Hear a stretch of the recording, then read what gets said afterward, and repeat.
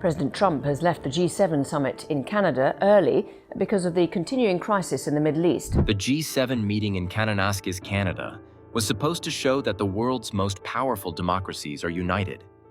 But instead, it turned into a complete disaster. US President Donald Trump shocked everyone by suddenly walking out of the summit. He said he had to return to Washington for an urgent reason, but it wasn't just about leaving early. It was about how badly the summit fell apart. Before leaving, President Trump posted a serious warning on social media, telling people in Iran to evacuate Tehran and saying clearly that Iran must never be allowed to have nuclear weapons. At the summit, he also refused to agree with climate action plans, repeated his praise of Russia's Vladimir Putin, and even threatened to raise new tariffs. That alone caused tension. But things got worse when he attacked French President Emmanuel Macron. Trump called him a publicity seeker and said Macron always gets it wrong, after Macron claimed Trump was helping to stop the war between Israel and Iran. We're not looking for a ceasefire. I didn't say I was looking for a ceasefire. That was Emmanuel, nice guy, but he doesn't get it right too often. But we're not looking. We're looking for better than a ceasefire. Once Trump left, the summit quickly spiraled into chaos.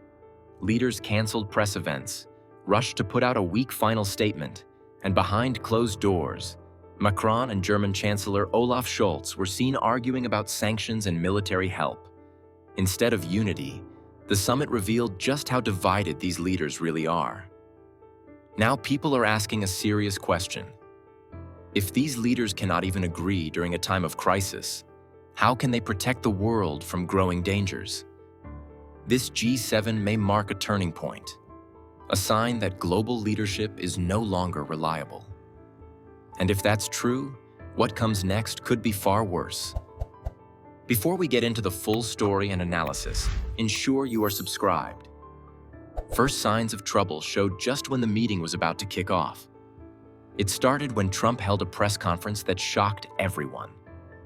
Instead of talking about the summit's goals, Trump started talking about things that had nothing to do with the meeting. He praised Russian President Vladimir Putin and claimed that Putin only talks to him and ignores the other world leaders. It was a strange and unnecessary comment. Trump then began to attack cities in the United States that are run by Democrats. He said that cities like New York, Los Angeles, and Chicago are full of criminals and gangs. He also said that the Biden administration had allowed 21 million undocumented immigrants into the country. Trump claimed that these immigrants were being sent to Democratic cities on purpose so they could vote for Democrats and help them win elections. As Trump kept talking and making wild statements, Canadian Prime Minister Mark Carney, who was in charge of this year's G7 meeting, decided to step in. He ended the press conference early, saying it was time to start the official discussions. This sudden decision showed just how uncomfortable and embarrassed everyone felt after Trump's speech. The other world leaders looked shocked and annoyed. Some whispered to their aides, clearly frustrated with what had just happened. To make matters worse, Trump then skipped an important meeting with the Prime Minister of Australia, Anthony Albanese. But this is really frustrating for Prime Minister Albanese. Donald Trump leaving before they get the chance even to say g'day. The meeting had been scheduled in advance, but Trump simply did not show up. The Australian team waited for him, but he never came, and he gave no explanation. This was seen as a huge insult to one of America's closest allies. Donald Trump's snub of Prime Minister Anthony Albanese is not just a diplomatic inconvenience. It's a flashing red warning light for the future of US-Australia relations. With the AUKUS security pact under American review and Trump ramping up economic protectionism through sweeping tariffs, Albanese's inability to secure a face-to-face meeting borders on a strategic failure. Australia urgently needs to convey its case directly to Trump as a congressional inquiry, now questions whether AUKUS even serves America's interests. At stake is the $368 billion defense strategy, which includes a nuclear submarine program, the cornerstone of Australia's defense future.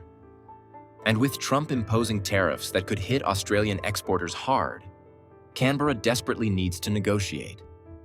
But who in Trump's circle is even listening?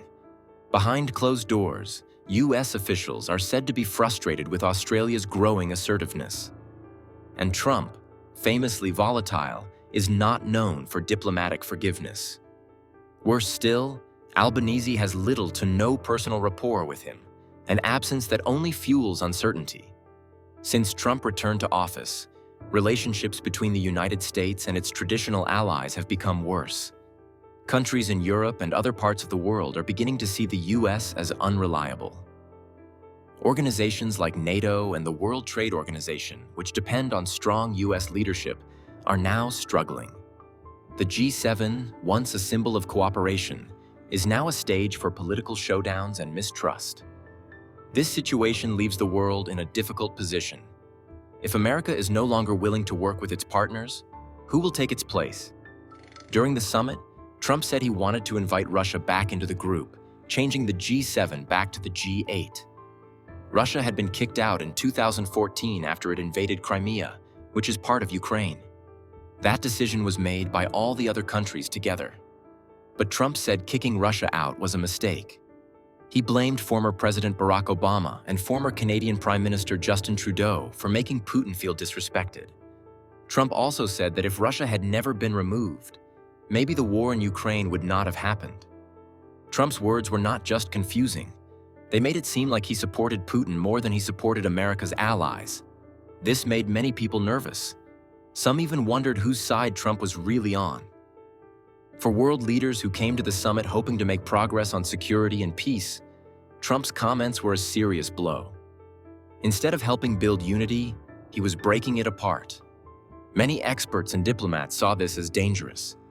One French diplomat reportedly said, "This doesn't feel like a summit. It feels like a campaign rally with nuclear weapons nearby." What Trump did at the G7 summit created real fear. People began to wonder whether the United States could still be trusted to lead. The 2025 G7 summit was supposed to bring countries together to solve the world's most serious problems. Instead, it fell apart. The event became more about Donald Trump's outbursts than about finding solutions. Right now, the world is dealing with war, rising prices, climate disasters, and political tension. Countries need to work together more than ever before. But if the most powerful country in the world can no longer be counted on, what happens next? This summit sent a loud and clear warning to the world. The world may be heading into a very uncertain future, and there may be no one left to lead the way. Just when the summit looked like it couldn't spiral any further, the issue of international trade made things even more chaotic.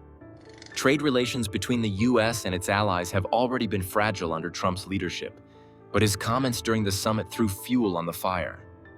During a tense moment, Trump clashed with Canadian Prime Minister Mark Carney over the direction of trade policy. Trump continued to push for more tariffs, proudly defending what he called America First economics. He claimed that tariffs were the only way to protect American workers and industries, even though many economists and world leaders have warned that such policies only raise prices and provoke retaliation. Carney, who is widely respected for his experience in global finance, tried to steer the conversation toward multilateral cooperation and long-term economic stability. But Trump wasn't interested. He kept interrupting and insisted that the United States was being taken advantage of by the European Union and other trade blocs. To make matters worse, members of Trump's team told reporters that a new trade deal with the EU had been reached, one that supposedly allowed the US to impose a 10% tariff on European goods. Within hours, the European Commission issued a strong denial. They said no such agreement existed and called the reports completely false and speculative. European diplomats were furious, saying the US was trying to spread fake news to manipulate public opinion and pressure them into making concessions. The result was a breakdown in trust, with leaders now doubting not only Trump's reliability, but also his willingness to negotiate in good faith. Trump's misinformation campaign didn't just embarrass his own delegation. It shattered any remaining hope that this year's G7 would produce a united front on trade. Instead, it exposed deep divisions and made clear that Trump prefers chaos over consensus. While trade policy was falling apart on one side of the summit, Trump's family seemed to be running a very different kind of campaign on the other side. In a surprising moment that caught many off guard, Eric Trump appeared at an unofficial press event to promote a new family business venture called Trump Mobile. This new cell phone service was being marketed as a cheaper, more patriotic alternative to existing providers. Eric promised it would cost only $499, include international calling and telemedicine, and be run entirely by American customer service agents. According to Eric, Trump Mobile would soon manufacture its phones in the United States, a jab at companies like Apple that build most of their devices overseas. He also took shots at woke tech companies, claiming that Trump Mobile would never censor conservative voices or cancel patriots. The launch was timed to align with the summit, and while it was not officially part of the G7 agenda, it became a spectacle that grabbed headlines. People were shocked Trump's family used the G7 to promote a business. But this has become something of a pattern for the Trumps. Whether it's real estate, social media platforms like Truth Social, or cryptocurrency ventures targeting MAGA supporters, the family appears determined to turn politics into a brand and profit from it. While other world leaders focused on solving issues like climate change and food insecurity, Trump's inner circle seemed more interested in growing their portfolio. Critics called it shameless. Supporters, however, said it was smart business. Either way, it was clear the Trump family was not just attending the G7, they were also advertising at it.